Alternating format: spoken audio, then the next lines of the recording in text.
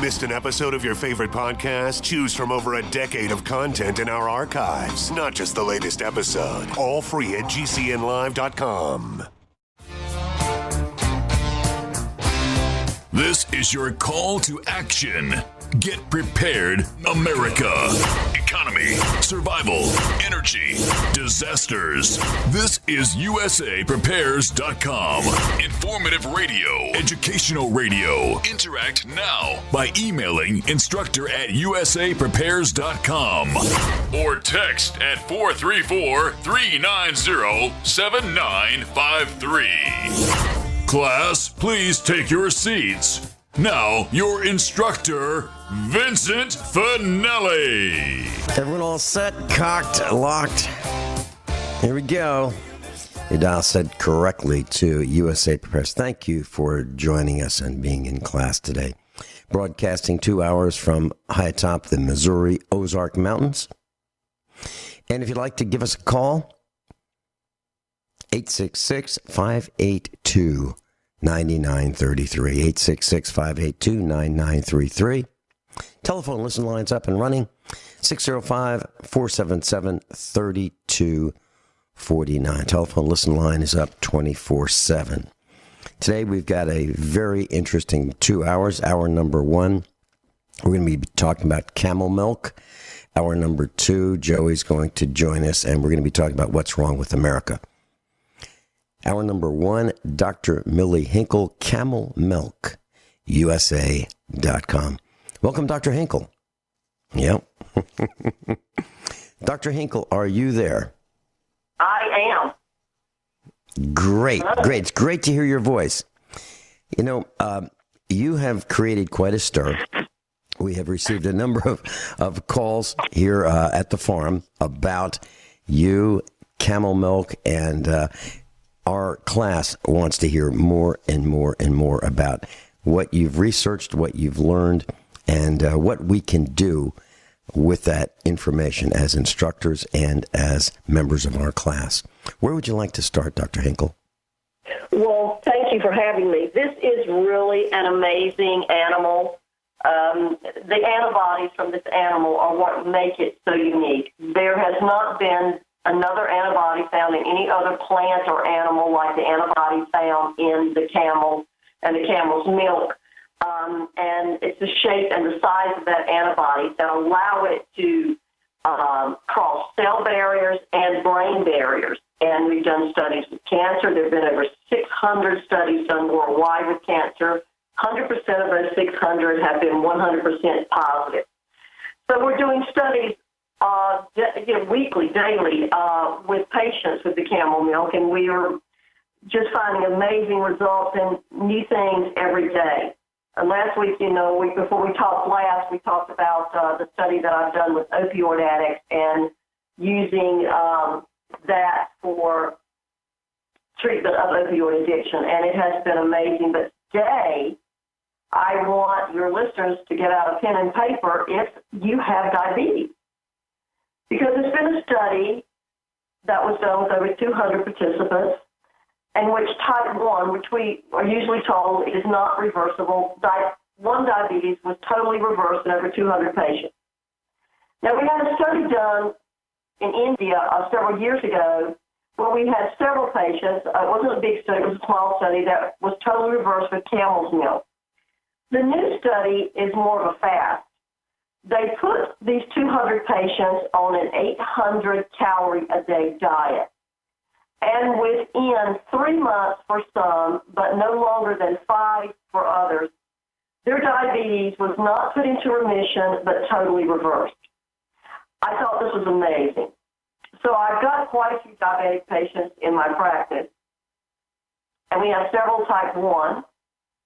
And we have a tremendous amount of type 2. So what I did was I took those patients and we worked out an 800-calorie-a-day diet for them with the camel milk. Now, why would I want to use camel milk? In the original study that was done in New Zealand with the 800 calories with 200 patients, they had given the patients soup that were simple during the day, and they also gave them a protein-type drink. Well, that protein-type drink was just a basic over-the-counter like Optima or Ensure that they would drink. That's nothing but synthetic chemicals. I know for a fact that camel milk is very high in insulin, so that would be the first choice, and it is a complete food. What does that mean? That means that you're going to get all the vitamins, minerals, fatty acids, amino acids, everything that you need are in that camel milk. So literally a person could live on camel milk if they ate nothing else. So what we did in my practice is we designed an 850 calorie, what was 800, calorie a day diet. I believe the original one was 850 actually. So we designed a diet with 800 calories in which we used that camel milk, and we designed other recipes for patients. It was amazing because within 3 months, most of the patients, and I think one patient went up to 5 months, had their diabetes had totally reversed, type 1 and type 2. So to me, that shows me one thing, that fasting is a big factor, and the amount of calories, and then that you're going to be giving that patient actual natural insulin. So the difference between a patient that's taking a drug for insulin, for diabetes, an insulin-type drug, is that when they take that drug by mouth, it is not absorbed properly. So the acid in the stomach denatures a lot of that medicine, so they have to take higher doses for it to actually work. So and there's the side effects of those drugs. So when you do the camel's milk loves that environment in the stomach, and it passes through the stomach, goes into the intestines where it's readily absorbed. And there's 52 units of insulin per liter of that milk. So that is what we used, and we added other things to make sure that these patients were getting balanced diet, and they did not seem to feel hungry. So I would say if you've got diabetes, obviously always work with your medical doctor. But if you're interested in learning more about the study or want to contact me, please feel free to. We just love the results that we've seen. Now, we've actually had patients who were type 1 diabetes, especially children, that were able to reverse that with just drinking straight camel's milk with their diet, and they were off all medication. And you are able to reverse some type 1 diabetes within 1 to 2 years in some patients, but it's not very common. So we want to go back and look at patients that have had diabetes for more than a year or two. And obviously you're not going to be able to go back and, if you've had diabetes, you're not going to be able to go back and eat pizza and soft drinks and beer every day. That's not going to be good. But so many doctors now look at diabetes as being an environmental issue. In my office, and I've spoken about this before, there's been an epidemic of children that have come in with type 1 diabetes, and it literally has shown up within 24 to 48 hours after they've had some type of vaccine. So there's a real concern on my part about vaccines, and even in the adults, it has happened when they've had a flu shot or they're going on a vacation to another country and they've had a vaccine. It's happened that quickly in some adults. So we want to, and there's viruses and things that happen, so we want to look at that. We also want to look at other types of eating, because this is kind of like a fast. You're eating a very low-calorie diet. The good thing is that you're not going to be on it forever. It's going to be, 3 to 5 months, and you're going to have an illness that can cause heart disease, blindness, kidney failure. That's going to be reversed.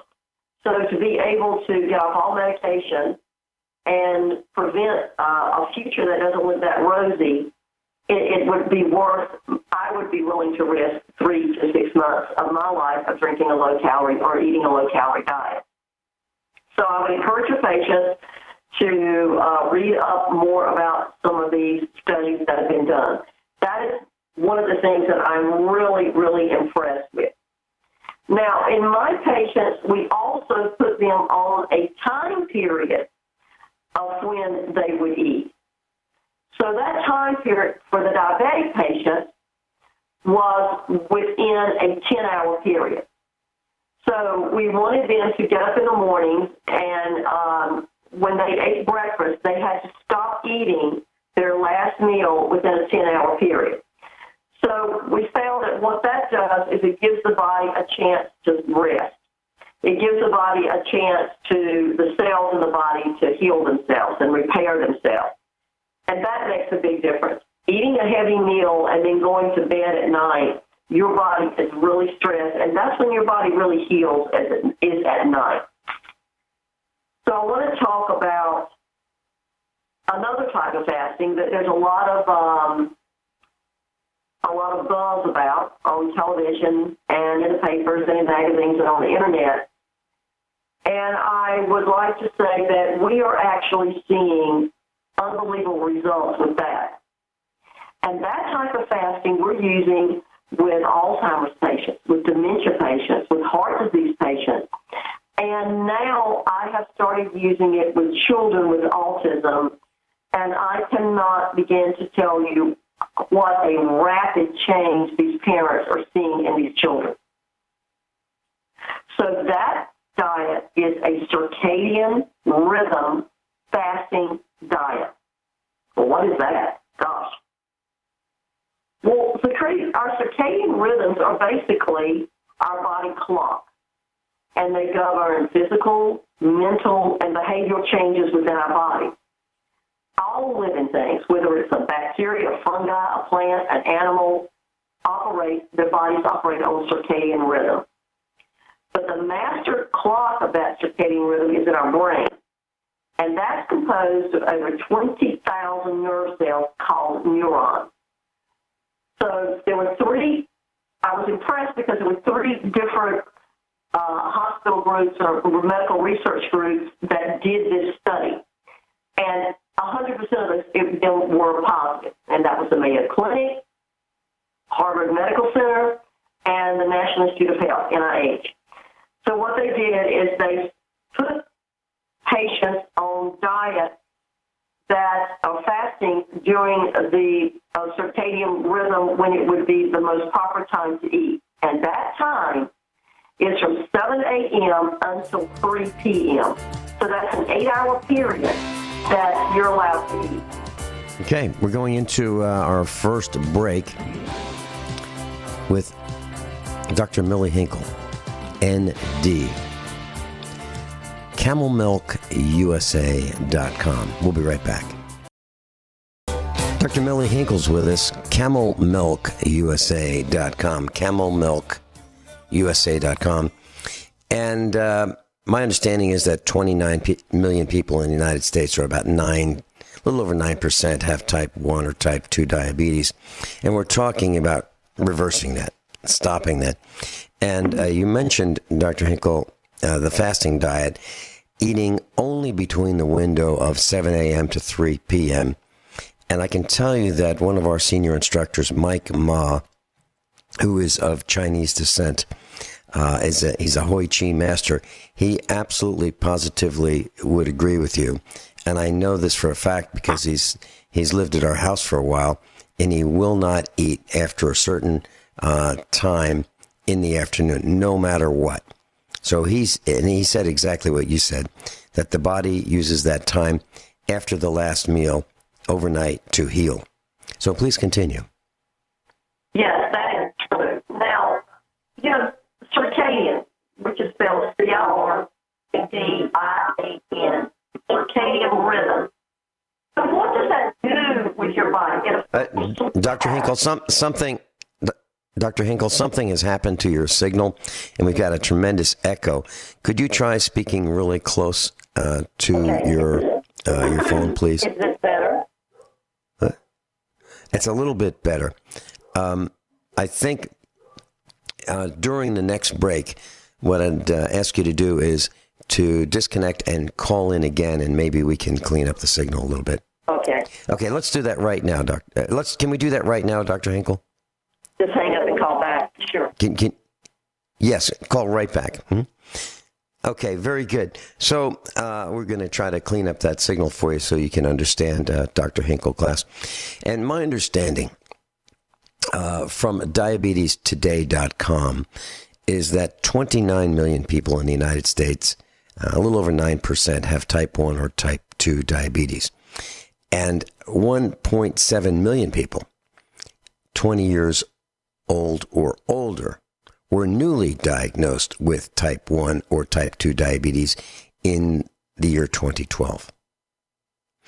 Non-Hispanic, Black, Hispanic, and American, Indian, or Alaskan Native adults are about twice as likely to have been diagnosed with some form of diabetes as non-Hispanic white adults. So, Dr. Hinkle's back. Let's see if we've got a better connection. Dr. Hinkle? Okay. We've got you back. Can you hear Only a little bit. now? Not too well. John, what would you like us to do? Is there something that we can do to clean up the echo? Okay. Can you, Dr. Hinkle, can you not use the speakerphone and? Well, I can't hear you. Can you try that? I can't. The earphones or whatever on the phone are not working. So when you talk, I can't hear you. But I'll try to disconnect that. I'm not sure how to do that. Okay. All right. Let's see if that will work. Let me call. Yeah. Okay. So when okay, if you can grab a landline, that'd be great. Okay. So we talked about some people with diabetes, and 208,000 people younger than 20 years old have been diagnosed with type 1 or type 2 diabetes. 86 million adults aged 20 or older have pre-diabetes. So it looks like this is a pretty serious condition. However, if you want to reverse it, you're going to have to want to do it. Okay? And let me tell you why. I bought a car from a man, and he was from England, and he kind of overweight. He agrees he's overweight.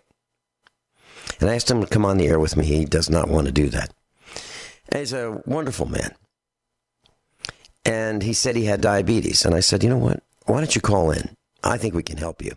But you're going to have to make some changes to your diet. For example, bread, sugar, those kinds of things are just, you're going to have to stop eating them, period. He said, well, I love my bread. I said, yeah, I know, everybody loves bread. I said, but I cannot go without eating bread. I said, well, then we can't fix this. That's as simple as that.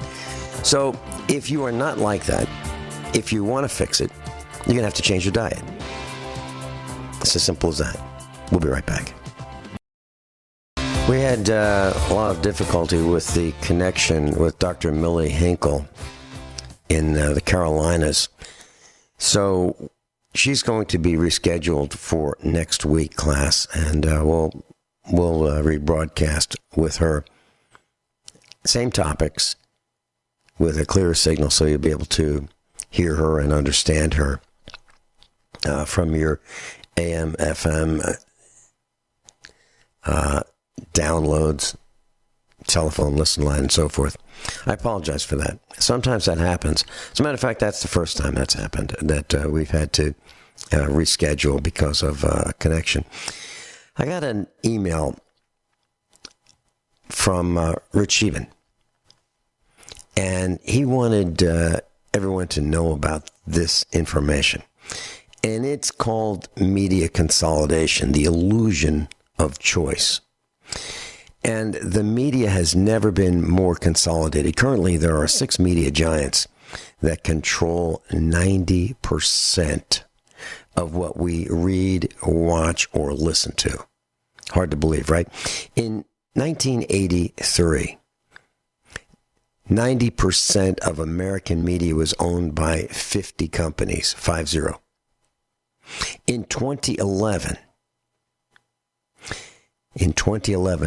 that same 90% is controlled by 6 companies.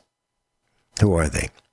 General Electric, News Corp, Disney, Viacom, Time Warner, and CBS. So, what does GE control? Well, that would be Comcast, NBC, Universal Pictures, and Focus Features. News Corp, that would be Fox, the Wall Street Journal, the New York Post. Disney, well, they control ABC, ESPN, Pixar, Miramax, and Marvel Studios. Viacom, that'd be MTV, Nick Jr., BET,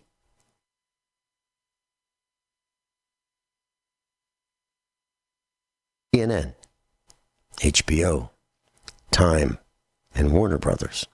And CBS, that'd be Showtime, the Smithsonian Channel, NFL.com, Jeopardy, and 60 Minutes.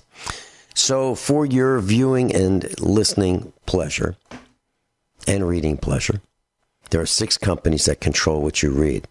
And if you wonder why there's a ganging up on Donald Trump about the White House press conferences, why is that happening? Why is CNN being so outrageous in their demands, saying that it's a First Amendment right? It's unconstitutional to bar a CNN personality from appearing in the White House and having carte blanche to walk around in and out whenever he feels like it. There are just 6 companies that control 90% of the media. So what does that mean, that 90%? Well, in 2010, the total revenue for the big 6 media companies, that's, let's say, $275 billion. That's $36 billion more than Finland's GDP. Enough to buy every NFL team 12 times. And 5 times the amount of money spent on the bailout of General Motors. The Big 6 control 70% of your cable. It'd be for viewing pleasure. Can you imagine? 178 million unique users read Time Warner News every month. News Corp owns the top newspapers on 3 continents.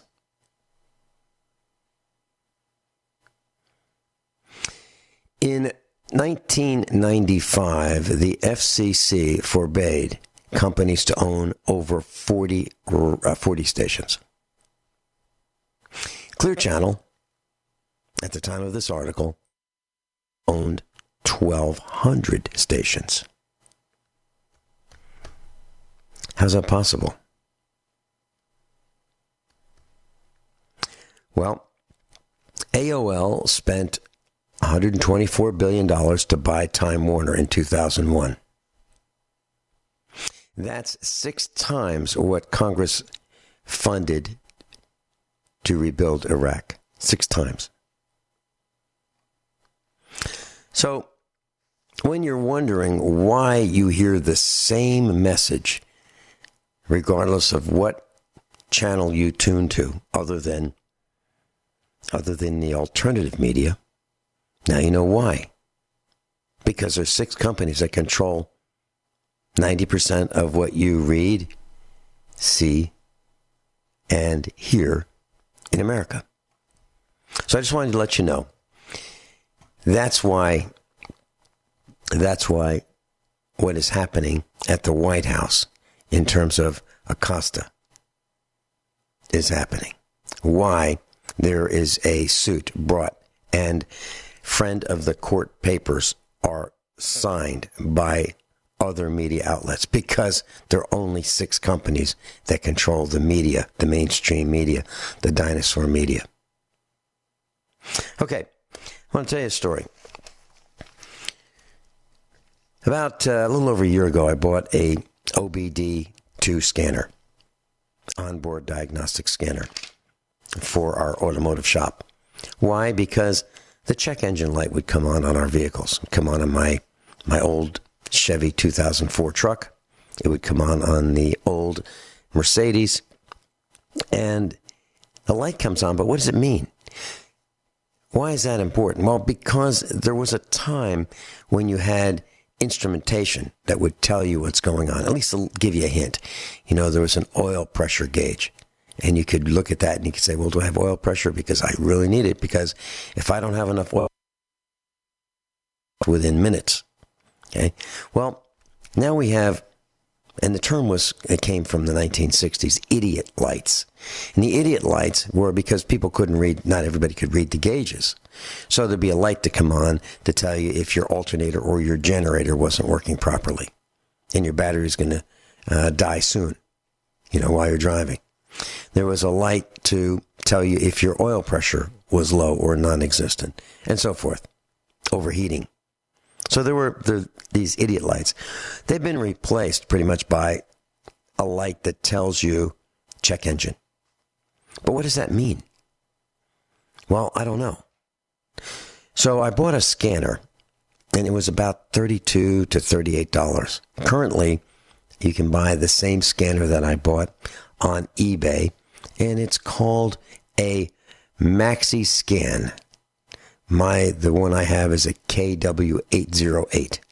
KW808. And it's a code reader. It's made by a company, I don't even know how to pronounce this, Konnwei. Konnwei. Conway, maybe. Well, I like the scanner. It works really well. Right now, you can buy it with free shipping for $32.95. It will do most of what I think most people would need a scanner for. You plug this in. It comes with a short cable, 3 or 4 feet long. It comes with a connector that mates with the connector under your dashboard, usually on the left side, under the steering wheel on the left side. And you just plug this in, turn your ignition switch to the one position just before start, the on position, where your radio comes on and so forth. And it will let you read the codes in your computer that will tell you what has happened or what it thinks will happen. The codes or the pending codes. So for $32.95, you can get the same scanner I have. Now, I'm not saying you should do it. I'm saying that if you want to, actually, I am saying you should do it. I think you should have a scanner. If you're going to be traveling, a distance, a couple 100 miles, and that light comes on, and you want to know what that really means, you could plug in the scanner. And the scanner will work with a lot of vehicles. It will work with Asian vehicles. It will work with European vehicles. It will work with American vehicles after 1994. Really, that was when the government said, you will have this connector and you will allow testing on this scan port. Well, it really didn't get into full swing until 1996. So I have this scanner, and it works pretty well. I can reset the code, so if it says that I have an oxygen sensor that's not functioning properly, I can hit the reset button and turn the light off. And then I can check and see if that light comes back on, and I can do further diagnostics. Or it can tell me that, part of the fuel injection system's not working, or the ignition system's not working. And it's kind of nice. So I think that the plan should be for if you're going to travel on any kind of a trip, that you have one of these and you put it, maybe in your glove compartment. Take it with you and learn how to use it before you go. Okay? Well, I decided that this was a great tool for the $30 neighborhood. Actually, it's outstanding for the price. And it survived. It still works, which is kind of amazing, right? For a piece of electronic gear to work over a year. But I decided that we needed one that would do a couple features that this one wouldn't do. The next jump up is a big one. So if you want to test things like the supplemental restraint system or the automatic braking system, ABS, it's going to cost you another $150. So I shopped and I shopped and I shopped and I looked at all kinds of reviews, and I found a scanner that they all have terrible reviews. no matter which one you look at. Some people will say it's a 5-star review. It's really great. Does everything. If you read the 1-star reviews, it'll say it's junk, doesn't work, and so forth. Well, I bought one that had the best of poor reviews. It was made by a company called Innova, I-N-N-O-V-A. The model I decided to get was a 3150E. It was about $180. I'll tell you more about it when we come back. So I'm talking about a tool that we bought here for our farm. And it's a Innova, I-N-N-O-V-A, model 3150F. It's an engine code reader. It's a scan tool, and it has the features of ABS, automatic braking system, and supplemental restraint system, charging test, and a service light reset. Okay. Well, it's got lots of reviews. It's got 5-star reviews, 3-star reviews. I mean, it's got them all. And what I found out was it does, after reading all the reviews, I tried to figure out which reviews were bona fide. So we picked the best of these. All these scan tools have lousy reviews. So we picked the best of the worst. And let me just read this one review. Okay? It's a 1-star review. Does not read ABS codes. That's exactly what we found. It says, doesn't read the ABS codes. Other reviewers also noted this, and I ignored it, thinking that it would work on my vehicle. It did not. Tech support was no help either. Also, scans and operation were inconsistent, and readings varied. I totally agree. I would give this product no stars if there were that option. Okay. So, it says, unless you have $200 to waste, buy something else. So we paid almost $180 for ours. It is now available on Amazon for $154. Price is coming down. But it's junk. Absolute junk. I would not. We actually, yesterday, contacted Amazon and said, doesn't work as claimed. We don't want it. Now, the whole point of what I'm saying right now is that we need to fight back. So if you buy something and there are claims that it does A, B, C, and D, and it doesn't, I suggest you immediately return it, immediately, for the reasons that it doesn't do A, B, C, and D. As simple as that. Why buy something that has claims to do things that it can't do? That's fraud. So we took a stand, and we immediately got our money into our account, and it is going back today. As simple as that. And I suggest that you do exactly what we're doing. We're not taking it anymore. As Howard Beale of Network said, we're mad and we're not taking it anymore.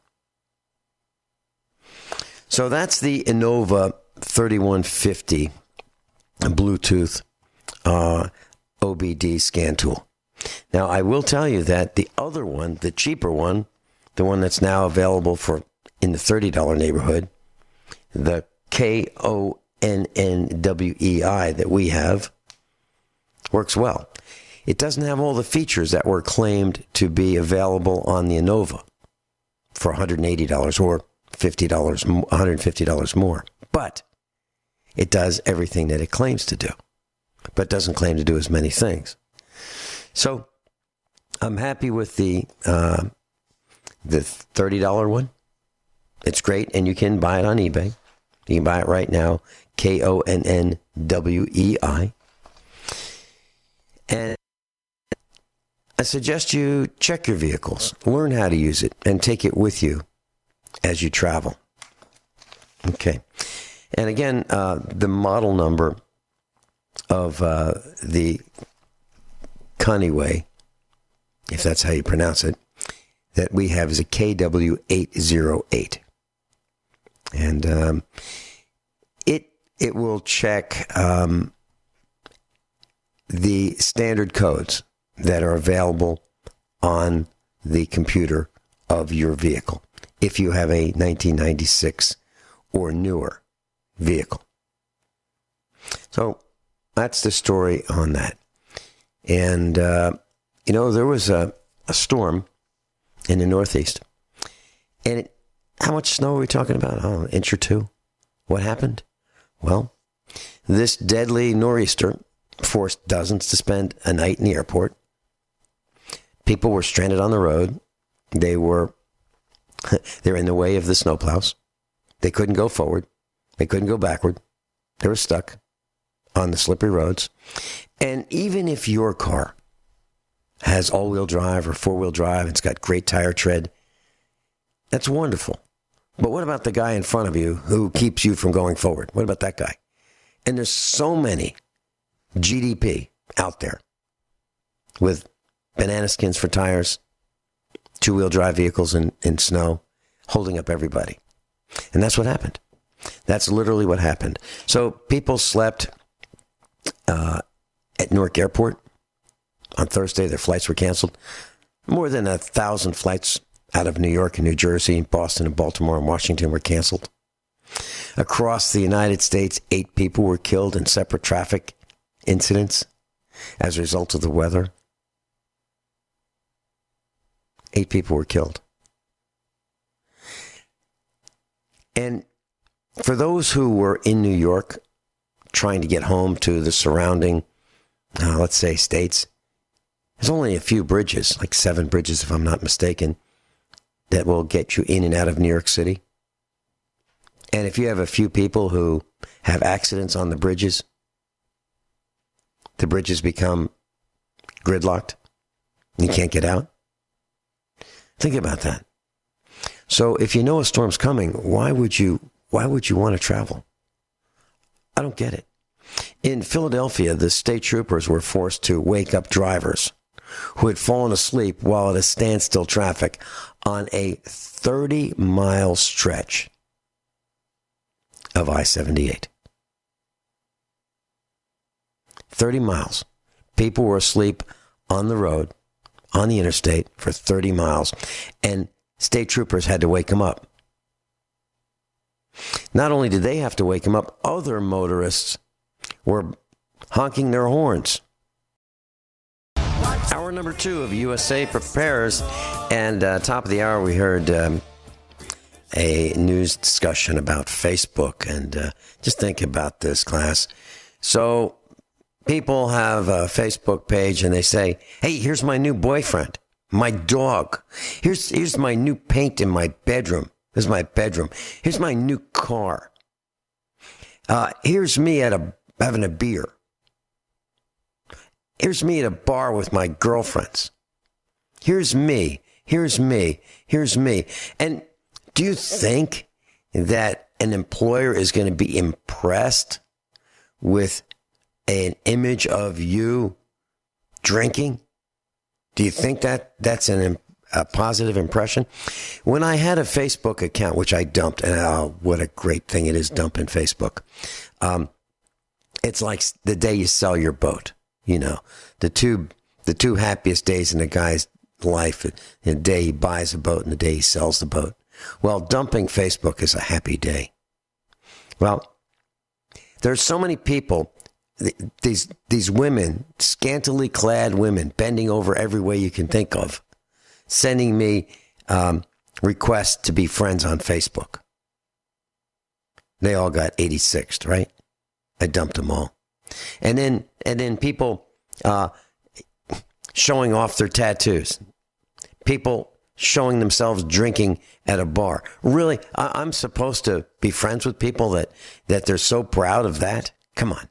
We're talking about the GDP, the generally dumb public.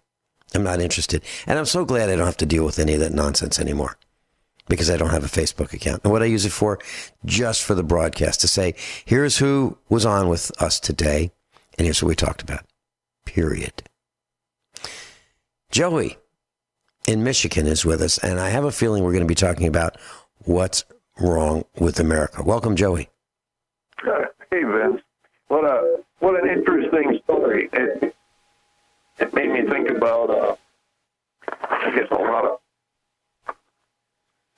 Joey, we've got that same echo coming from your phone that Dr. Hinkle had. Is there any way you could Can you hear me now? remove the echo? Yeah, it's a little better, I think. Let me... I'm going to call back. Let me try calling back, because I don't know what to do for that echo. Okay, yeah, call back, please.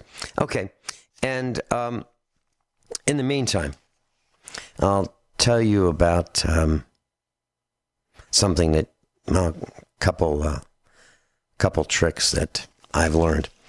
You know, let's say you're going to be painting your house somewhere, either inside or outside, doesn't matter.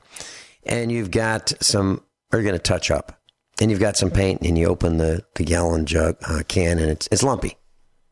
What do you do? Well, my dad would take a piece of window screen, and he would pour the paint through the window screen, and the chunks and the lumps would be filtered out.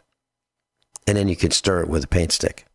There's another way, and that is with one of those drill attachments that will be like an egg beater, if you will. There's a fan type device on the end of a long rod, and you attach it to a drill, and it will break up the chunks into a homogenized mixture, and the paint will work just great. So, okay. Can you hear me? Joey, yeah, we can. Still got an echo. A little bit? Yeah, not quite as bad. All right, so let's continue. Well, when you talked about those, what was your 3 initials for the dumbed down people? GDP, generally dumb public. Right, that reminded me, as you said that, I was thinking of rectal thermometer and hemorrhoids. That's how my mind goes, because we really reached a tipping point of stupid people in our world. And, you know, we think about the people that are so-called cream of the crop, all the government employees that are all retiring making $4,000 to $8,000 a month, that were really too simple. They didn't qualify to run their own business. They wouldn't be capable of running their own business. Most of the people, when they buy a package of product, say you buy a workbench and you have to put it together, they don't know how. So we entrusted our world, our society, our children with all these people, and it didn't matter if they were the school teacher, the shop teacher. It didn't matter if they're the tax assessor, the tax collector. These people have no clue. There's no comprehension that what they were doing was actually right or wrong. They just thought because they showed up every day, they actually were doing something generous and good for people. And now the proof is in the pudding. We have the porridge, we'll call it pudding, that's completely useless because we have an abundance of stupidity. And I can't even say it's ignorance because they just don't know. How is it possible these people went to work for 20 or 30 years and didn't know what they were doing was harming everybody? What do you think about that? How do you interpret that?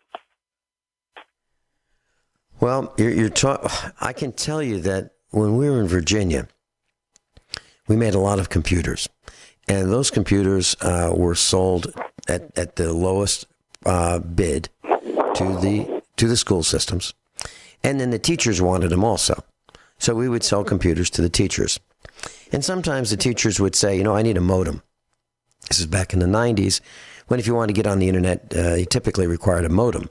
So you could use your dial-up landline to access the internet provider. Well, a modem back then installed was less than $30, 30. And so the teacher would come in with the computer. We would install the modem for them because they didn't feel qualified to do it.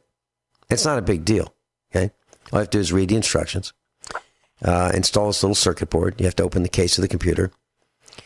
But the thing that absolutely floored me was these are teachers teaching our young children how to do things, allegedly teaching them skills. And the teachers would say, I can't pay you this month. Wow. Yeah.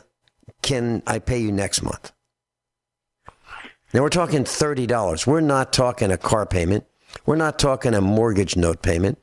We're not talking, a furnace repair. We're talking less than $30. Now, this is not a unique case. This happened over and over and over for years. And that's when I really saw the inside of the school system. And I've got to tell you, you're really right in a lot of cases that we have entrusted training our young people to people whose lives are in shambles.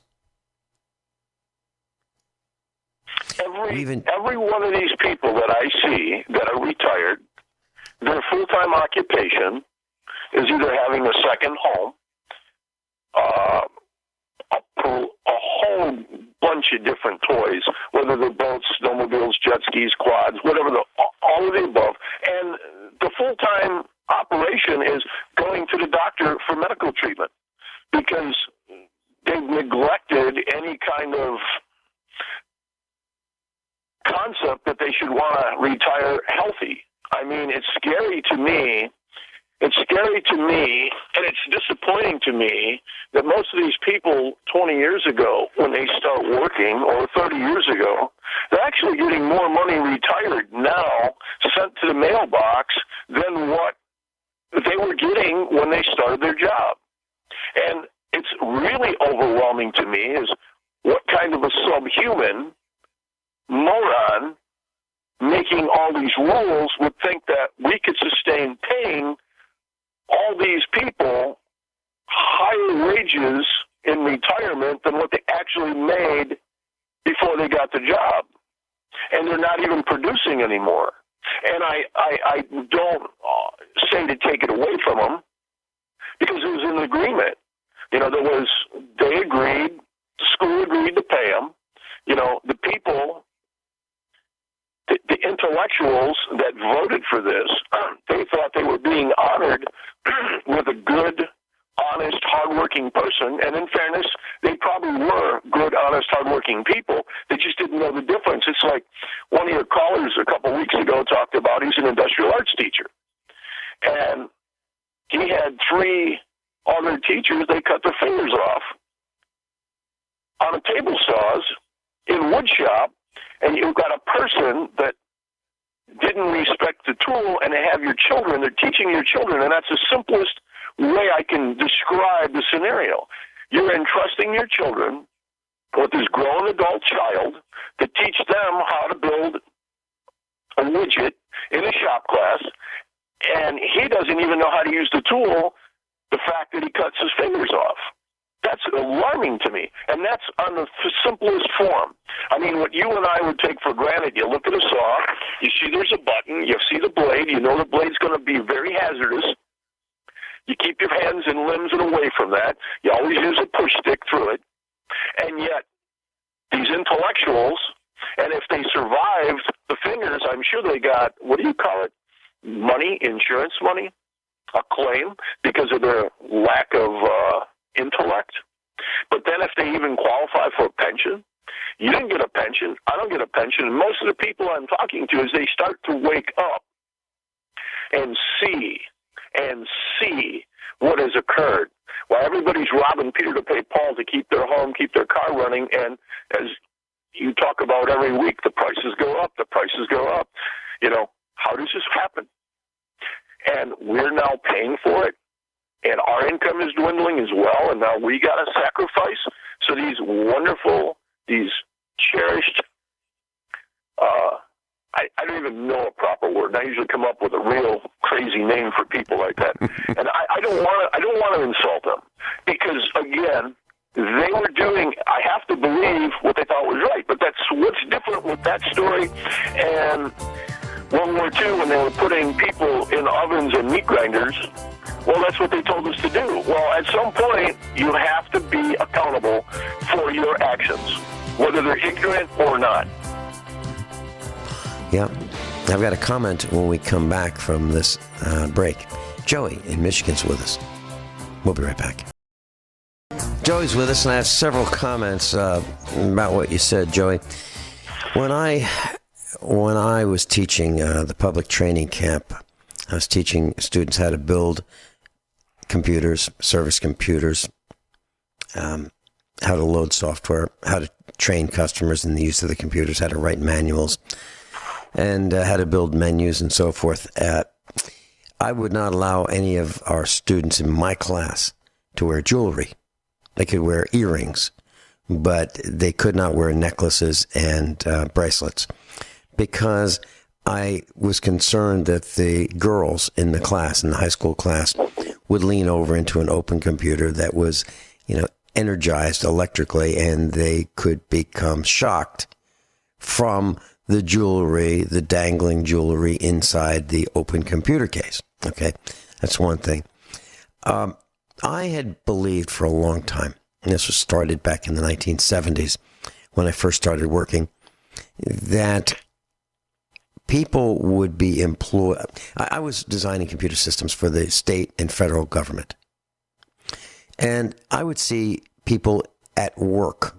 Well, that's kind of a misnomer. I would see people at their desks. And I was convinced, literally, this is not an exaggeration, that there were people at their desks with government salaries that were employed to keep them off the streets. Literally, to keep them off the streets. Wow. Well, it sounds like a joke, and maybe it appears to be a joke, but I meant that literally. I came up with a saying, and I'm sure I'm not the only one that said this, but if you can't get a job, you can always work for the government, right? That, I believe, is the kind of thing you're saying. It seems like your motor vehicle department, that's always the reason. I mean, for every 10 people, you find one person that can do almost the same work it takes the other 9 to do. So, yeah, that was a really polite way of putting it. And the worst part of your story was, it wasn't bad enough they got a paycheck for their 20 years. Now they're being rewarded to sit at home and become another statistic at on a medical facility. Because now they're not only getting their, take your pick, just pick any number you like, whatever you think is fair, $3,000 to $8,000 pensions. And when you tell people retired school teachers are getting $4,000, they think you're crazy. But I know people in New York, they're getting $9,000 a month. And they've been retired over 10 years. Can you imagine $9,000 a month? $9,000 a month, and you've already been getting it for 10 years. And where do you think that money comes from? Well, I met a guy back in the 1970s. I met him at a really large flea market. And I asked him what he did. And he was selling some things at this big flea market on the East Coast. And he said he was a waiter. So, wow. He brought people their meals at a restaurant. Now, here's Did you cut out? You can be a waiter. You can be a waiter in New York City and make $80,000 a year. In the 70s. Wow. In a garbage collector, I think they call them sanitation workers. It takes a nose clip and gloves and a strong back to haul garbage. Pick up garbage from the street, throw it in the back of the truck. But that's a lot of money for someone who picks up trash. It's an ecosystem, because those people, when they retire and they're getting that kind of money per month, they're the ones buying the new car. You don't have a new car. I don't have a new car. I can't justify a new car. I don't have a second home. I don't have and I'm a very fortunate person, and I don't have those things. And not that I even want those things. But the point is, when you take all that money, or let's rephrase that, when that money collapses, what happens next? It's pretty frightening, and don't come to my house, class. Really. I hope you're preparing for yourselves, because you'll be better off where you are than coming here, because we can't help you. We'll be right back. So Joey's with us, and I mentioned that don't come here because I can't help you, and I'm going to prove it. I'm going to prove it very simply with just a little bit of arithmetic. So let's say, hypothetically, that Mrs. Finelli and I had 3 brothers, or 3 brother and sister combinations, okay? Which is perfectly reasonable, right? And at our age, let's say they're married. So that would be 3 spouses.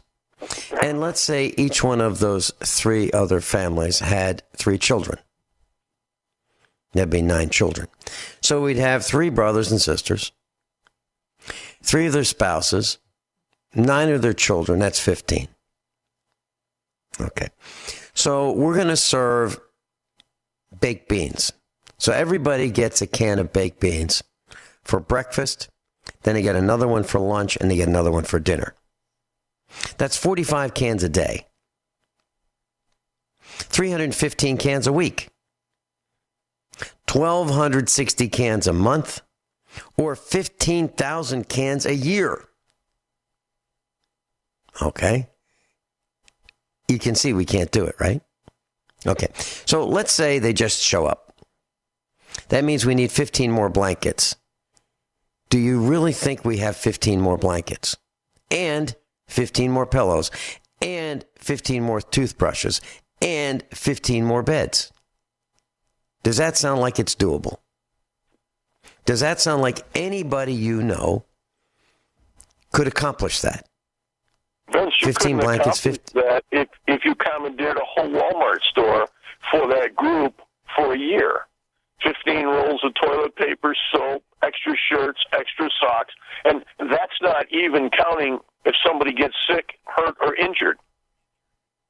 So It gets to be such a realistic expectation to even survive yourself if things go sour, and that's based on the fact that you actually have, what do I want to call it, the eye-hand coordination to understand that there is a problem. You know, I'm listening to you talk, and I think about a guy I met, really neat guy, retired fireman, $109,000 or $108,000 a year pension, and his wife has to work because they're short on money. Can you imagine you're getting $108,000 a year pension money, and you've worked your 30 years, and by the way, he's told me why he was a fireman. He was going to actually go to, what's the GM company that used to make car parts? What am I thinking of? Well, there's Saginaw, there's Modine, there's Delco, there's the company. Anyway, in Chicago, the company used to be the car parts, and then they closed and they made a UPS hub out of it. But he was fortunate because he went to the city and he says, "I did that for my pension." But everybody's getting a pension, but nobody thought about the day the pension quits. And I'm not saying they don't deserve it. And let me tell you, he's a very interesting person and thinks way outside of the box and still thinks the pension's coming. So everybody wants to hope, and we use that word frivolously, but to hope it's going to work out. But on the pretense it doesn't, your 15,000 cans of beans, and by the way, even at 87 cents a can or 50 cents a can, or round it up to $1, that's extra 15 grand a year for beans for the group of people, and it's not sustainable. So can you imagine how angry people get? I mean, you see how people are at the stoplight right now? Oh, hurry it up, the light's, it's red, and I want to go, and I can't go because some guys are stopped because it's red. And we've noticed this more and more and more, and it's escalating even in the last, every week it's a little bit more funny. It's almost like the energy pattern of our world is changing. And some people deal with it better. Other people, it's shorting them out. It's making them all fidgety, and they're shaking and they're melting down, I guess is a good word for it. But how could you even imagine that you would want to help somebody. And could you imagine helping people that aren't even capable of, what's the word, being productive? I mean, if you could pick a group of people and everybody had a particular occupation, we'll use for simple word, they all have a specialty, whether it's fixing a car, welding, fixing a roof, plumbing. Well, how much of that will come into value if you can't even buy the parts to fix a plumbing problem, an electrical problem? Maybe there'll be no electricity, so we really don't need an electrician. But my point of my story is, I don't think people broke this down far enough, and I don't think people even want to think about it, because they'd rather wake up one day and say, oh, look, the lights are off, or oh, the house is cold, I don't know what happened. And I don't want to sound like I'm the prophet of doom, because obviously I'm just a realist, and I listened to when you had Mike Mon. What an interesting thoughts. When he goes abroad to foreign countries, the first thing he notices is everybody lives in a survival situation day to day. I mean, it's not like those people have stored up money. It's not like they have the summer home. They have 4 cars in their yard, the jet skis, the motorhomes, whatever. They didn't go to see the mouse for $8,000 or $10,000 for the week with their family, because they worked hard. They deserve that. Now, these people wake up every day trying to figure out how they're going to eat and what they're going to do. If they make today, hopefully they'll have something to do tomorrow to make more money. And our country, our society, they just expect because they woke up, they're entitled to eat. They're entitled to free money. Think about the people. I was in an Aldi store the other day, a little girl, I'm going to say 20 years old, 18, used her plastic cards to buy groceries, and they were all denied. And and she was wearing her pajamas and her sandals for her flip-flops, and she couldn't understand why the card didn't work. I didn't use it. That got to be a mistake. And she was angry. And you could tell, starting out in her younger years of life, she doesn't have a concept of what a job is, and sacrificing your 40 or 60 hours a week to accommodate your spending habits. Because that little card, it had said EBT on it, so that's one of those plastic freeloader cards. And there's times you need that card. I would never take that away from anybody. But there's a certain point in time when a need turns to an expectation. And why is it that I have to fund your expectation? I had expectations too. And my expectations were, when I got older, I wasn't going to have to work as hard. Now I have to work twice as hard. And let me tell you, as you get older, you have body pains and physical conditions that you can't even comprehend when you're 25 years old or 40 years old. And all of a sudden, when you wake up, you might as well be beat with a rubber hose, because that's how it feels right when you get out of bed. Your back hurts, this hurts, that hurts. And who knows better than where you've been for the last 2 years dealing with health issues that you could never even comprehend. I feel angry when I say that. I feel angry because however you want to be sold a line of goods, whether it was the media, whether it was the public, you and I were talking about Rick the other day, Rick Miller, and how there's so many people selling his books on eBay, and they have 10 copies of each. How is it possible they're selling his books on eBay when he should be selling his books on eBay, because he's the only one that's selling his books, right? He's the only one that should be selling his books. That's exactly right. Now, I can understand here and there someone who bought a book and maybe that person passed away and the family says, well, I'm not going to read. I don't know how to read, so I'll just sell this on eBay. I can understand a small amount of that, but I can't understand these bookstores and these individuals selling so many of his books, because there's only one source. That would be through him, right? And like you said, there's 100 people selling them, and they have anywhere from 5 to 10 copies of a book.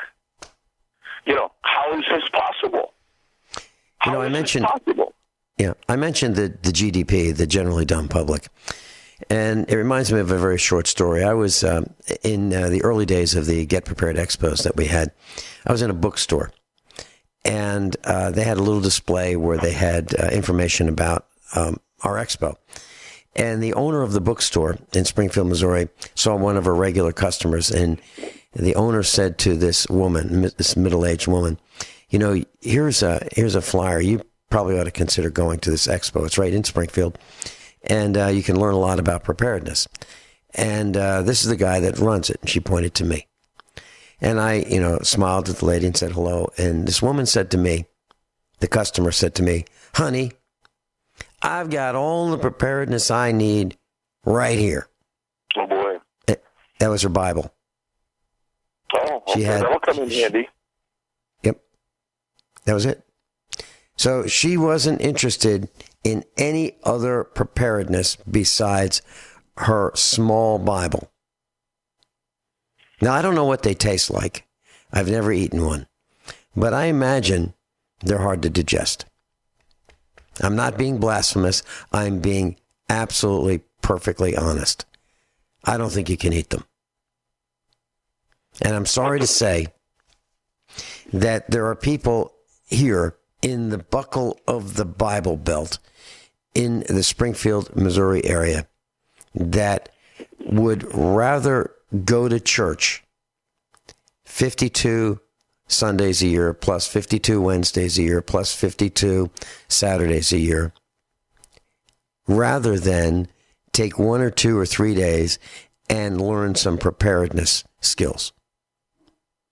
Say, let's forego the Wednesday church and let's learn something that is physical. Let's learn how to plant a garden. Let's learn how to can vegetables. Let's learn how to can meat.